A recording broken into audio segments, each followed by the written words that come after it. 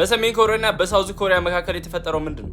ለምንድነው እጅግ በጣም ጠላቶች ይሆኑት? አሁን አጠር አድርጌ ነግራችኋለሁ። ፎሎ እያደረጋችሁ ተከተሉ። ከ1910 በፊት ሰሜን ኮሪያና ሳውዝ ኮሪያ ኮሪያን ኢምፓየር በሚባል አንድ ሀገር ውስጥ ነበሩ። ከዛም 1910 ላይ ጃፓን ኮሪያን ኢምፓየርን ሙሉ በሙሉ ተቆጣጠረች። ከዛም ጃፓን በሁለተኛው የዓለም ጦርነት በ1945 በሁለተኛው የዓለም ጦርነት ስትሸነፍ የኮሪያን ፔኒንሱላ ሙሉ በሙሉ ለቃወጣች። ከዛ ጃፓን ከወጣች በኋላ አሜሪካና ሶቪየት ዩኒየን ኮሪያ ፔኒንሱላውን ለሁለት ተካፍለው ገዙት ማለት ነው። ሳውዝ ኮሪያውን አሜሪካ፣ ኖርዝ ኮሪያውን ደግሞ ሶቪየት ዩኒየን። ከዛ በኋላ 1948 ላይ አሜሪካ የሳውዝ ኮሪያን ክፍል ሪፐብሊካን ኮሪያ ብላ እንደ ሀገር አቋቋመች። ከዛ በኋላ ሶቪየት ዩኒየንም ኖርዘርኑን ፓርት ዲሞክራቲክ ፒፕልስ ሪፐብሊክ ኦፍ ኮሪያ በሚል ለብቻ ፕሬዚዳንት መርጠው እንደ ሀገረ መንግስት አቋቋሙት። ከዛም ትንሽ ዓመት ካስተዳደሩ በኋላ አሜሪካም ሶቪየት ዩኒየንም የኮሪያ ፔኒንሱላውን ሙሉ በሙሉ ለቀው ወጡ ማለት ነው። ከዛ ዋናው ጦርነት ከዚህ ይጀምራል። 1950 ላይ ሰሜን ኮሪያ ሙሉ የኮሪያን ፔኒንሱላ ዩኒፋይ ለማድረግ ሳውዝ ኮሪያን ወረረች። ከዛም ኖርዝ ኮሪያ እጅግ በጣም ፈጣን ጥቃት በማድረግ የሳውዝ ኮሪያውን አብዛኛውን ፓርት ተቆጣጠሩት ማለት ነው።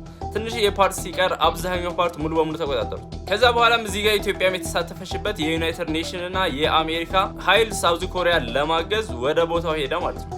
ከዛም በዚህ ኃይል በመታገዝ የኖርዝ ኮሪያን አብዛኛው ኃይል ገፍቶ ወደ ራሳቸው ክልል መግፋት ተቻለ። እንደውም ላይክ ሳውዝ ኮሪያዎቹ እጅግ በጣም ከመግፋታቸው የተነሳ አብዛኛውን የኖርዝ ኮሪያን ፓርትም መቆጣጠር ችለው ነበር። ከዛ እዚህ ጋር ቻይና ኖርዝ ኮሪያን በማገዝ ኃይሉን ወደ ቦታው እንዲመለስን ሁለቱም በፊት የነበሩበት ድንበር ላይ እንዲቆዩ ተደረገ። ከዛም ይሄ እጅግ በጣም ደም አፋሳሽ የነበረው ጦርነት በ1953 በተኩስ አቁም ስምምነት ተጠናቀቀ ማለት ነው። እና ስቲል ነው ጦርነት በሁለቱም መካከል ሊጀመር ይችላል የሚል ፍራቻ ለሁለቱም ሀገራቶች እጅግ በጣም በተጠንቀቅ ቆመው ነው የሚገኙት።